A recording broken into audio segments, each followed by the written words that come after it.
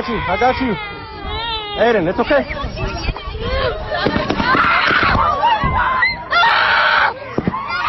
Get down. It's okay.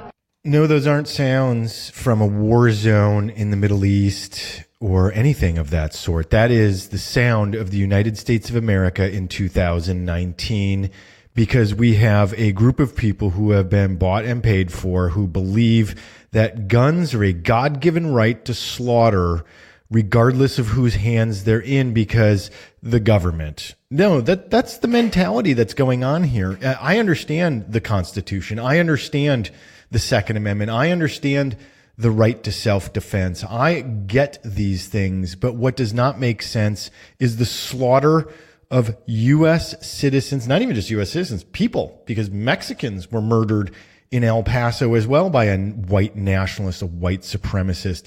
This is out of control, and the inaction by Republicans and gun fetishists is wrong. It must end. The time is now. We're done with this. I'm sick of Americans dying in mass shootings. We had yet another one over the weekend in Odessa, Texas. At least 5 people dead. I think the number is up to 7 now, because additional people died in the hospital, and dozens injured again because a white male with a weapon of war. I don't like the term assault weapon. I always had an issue with that term assault weapon because it's meaningless. So let's call it what it is. It's a weapon of war. It's a weapon of war. That's what you use in a war zone to kill as many of the enemy as possible in as short a time as possible. You kill them, and you do it rapidly, and you do it with a semi-automatic, not a fully automatic. So beware, my friends who want to have gun control now, like I do. Stop using the term automatic weapons. There have been super tight laws about that since the 1960s, okay? But what's happening is, while the overall trend of violence in the United States is slowly been going down over the last couple of decades, since the early 1990s, according to all the data, violent crime is down, but mass shootings are dramatically up. There is an article being distributed across the country right now by scientists, not scientists, but sociologist and professor of criminal justice at Metro State University, James Densley, and psychologist and professor of criminology and criminal justice at Hamline University, Gillian Peterson, documenting their study. They've studied every public mass shooting since 1966 for a project funded by the National Institute of Justice, part of the U.S. Department of Justice. Research is over 50 years. 20% of the 164 cases in their database happened in just the last 5 years. More than half of the shootings, remember, there's over 50 years of data, more than half have occurred since just the year 2000. 33% since the year 2010. Deadliest years, 2017, 2018. This year is on track to rival and or match them. The death count per shooting is rising dramatically. 16 of the 20 most deadly mass shootings in modern history occurred in the last 20 years. 8 of them in the last 5 years. This is a severe problem. There's no universally accepted definition of a mass shooting, of course. So it depends on who you're talking to. That doesn't matter anymore. I'm not getting caught up in the details. There's only one politician right now who has it right, and he and I are on the exact same track. I got in trouble with people for what I said about this a month and a half ago. Now, one presidential candidate on the Democratic ticket, Beto O'Rourke, is on board with me. Weapons of war should be kept on the battlefield, not trained on our communities. And I'm 100% on board with him. 100%. This is his plan from BetoO'Rourke.com. Ban assault weapons, I see that term, weapons of war, trigger crank silencers, bump stocks, high capacity magazines. Since the assault weapons ban expired in 2004, mass shootings have skyrocketed and become deadlier. Implement a national buyback program for banned assault weapons and handguns. Weapons of war belong on the battlefield, not in our communities or on our streets. mandatory buyback program for assault weapons, and voluntary buyback for handguns. So I take it one step further. I say revolvers should be the only handguns allowed because they require a much higher degree of skill. They're much harder. Very few people can pull the trigger fast enough to get kind of rapid fire from a revolver that a semi-automatic handgun has. I suggest 3-shell shotgun maximum. Those are the best, by the way, for home defense is a shotgun if that's what you're concerned about. And single shot bolt action rifles. By the way, I've been firing weapons since I was a kid. I learned in I think it was probably Cub Scouts is when we first fired a .22. I had a buddy with his BB gun. We'd go out shooting. I joined the Army Reserve. I've fired AR-15s. I've gone skeet shooting with shotguns. I've gone hunting with rifles. I shot one time. I shot and killed a 120-pound doe, helped field dress and butcher it ourselves. I'm familiar with firearms. I'm not a total anti-gun person. I understand that they have a place in our world. Weapons of war don't have a place in civilian society. That's the difference. We need national laws. Gilroy proved this. I had been arguing on the air on my San Francisco radio show for a long time. California has some of the tightest gun laws in the country. Illinois has some of the tightest gun laws in the country. Illinois requires background checks for ammunition. I want you to do that. I want background checks for ammunition. So that's another thing that Beto O'Rourke is talking about in his proposal. 1 gun purchase per month. Direct the ATF to deem any individual or business that sells over 5 guns in a single year a dealer. And then they have way more serious background requirements for checking. I want red flag laws. You're showing signs of violence at all, that you don't get guns. It's that simple. This will solve it. Nothing is perfect. We can't solve hatred in the human heart. Some people will still get swords and knives and they have hands and rocks and everything else, but you can dramatically reduce it. One of my followers, and I've interviewed him before on Twitter, and he and I follow each other and we stay in touch. Craig Leeson. He's a filmmaker, Plastic Oceans. He's an international advocate on these issues, but he's an Australian. His tweet to me on this, the trade-off is no guns, no mass killings, simple. When guns were taken away, mass killing stops. That was their experience in Australia, period. No mass shootings since the guns were taken away. New Zealand is doing the same. So that's what Beto is talking about. You know, I was on TV with Pastor Robert Jeffress talking about this recently, just a few weeks ago. Here, let me play with you a little highlight clip of what I said to him, because it summarizes this argument of, well, but it's video games, it's culture, it's morality. People don't have God in their lives. Well, look, I fully support people having morality and having a family that serves teaching those values, and I fully support people believing in God. I also support your right to not believe in God.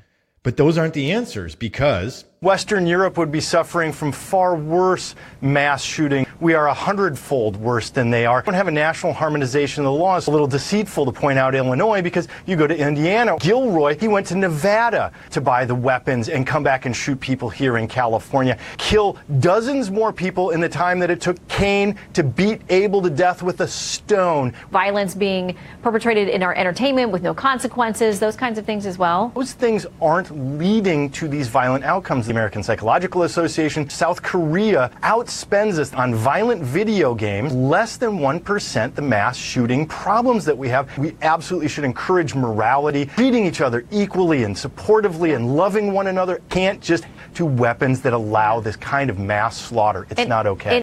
That was from my appearance on Fox News at Night with Shannon Bream back in early August of 2019. So that's where we are. And I just want to review with you. Look at this list of the top 10 mass shootings in modern U.S. history. So we can't speak before basically World War II. So this is since post-World War II.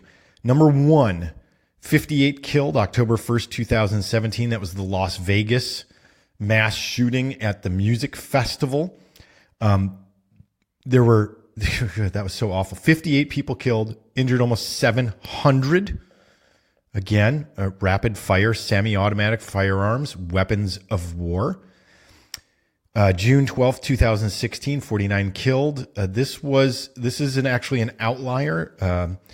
It was a man who opened fire inside the Pulse nightclub in Orlando, Florida. He specifically targeted gay men, and he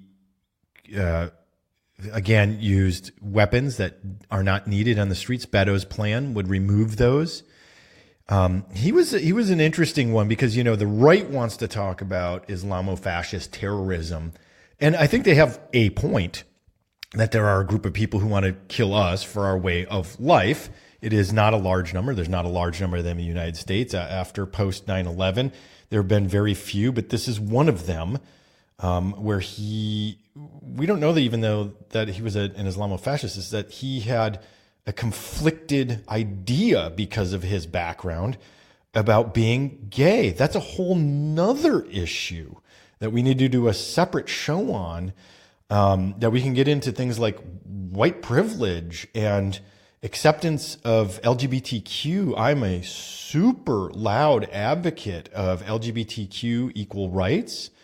And we have communities, cultural issues that come across in immigration, where there are a number of cultures in the world that are still seriously anti-LGBTQ, and they bring that with them here to the United States when they migrate. And some of them, in the case of the Pulse shooting, he apparently had some experience or interest in LGBTQ lifestyle. Maybe he really was, but because of his cultural background, he couldn't accept that about himself, and so instead killed at least 49 people and 50 injured at the Pulse nightclub.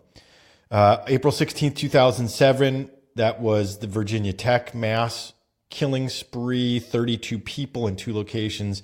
We don't even know what the total number of injured were, but at least 32 killed. Another one, mental illness, red flag laws. He wouldn't have been able to get his hands on the guns. It's just that simple. Number 4 on the list of mass murders was Sandy Hook. And every one of you who has tried to claim that was a conspiracy can really go screw yourself. You're a horrible human being. You really are. You need to get you need to go get professional help. It's really awful. 27 people killed, 20 children. I have a daughter in that age range, okay? 6 adults, school staff, faculty. He killed himself. He had also killed his mom before she hadn't properly secured her firearms. And he was severely mentally ill. Should not have been able.